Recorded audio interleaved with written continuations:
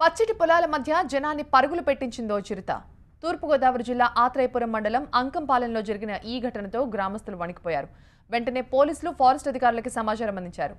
ఈలోపే చిరుత ముగ్గురుపై దాడి చేసింది. ఈ దాడిలో గాయపడ్డ వారిని రావులపాలెం హాస్పిటల్కి తరలించారు.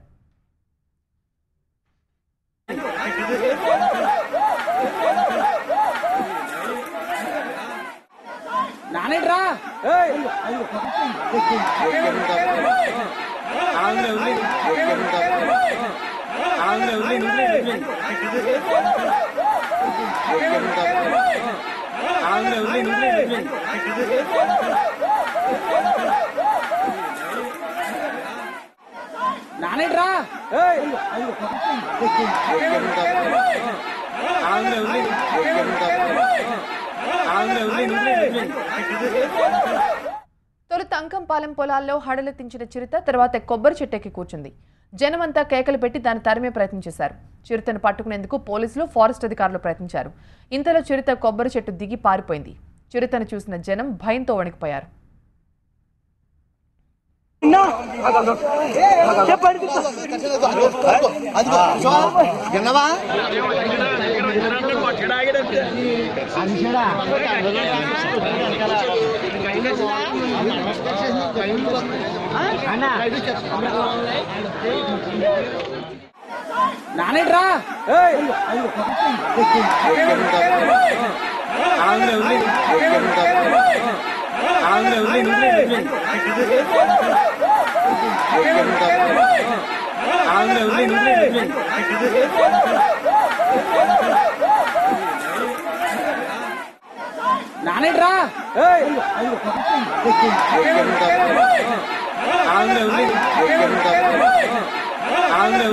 తూర్పుగోదావరి జిల్లా ఆత్రేయపురం మండలం అంకంపాలెంలో జరిగిన ఓ ఘటన గ్రామస్తుల్ని హడలెత్తించింది.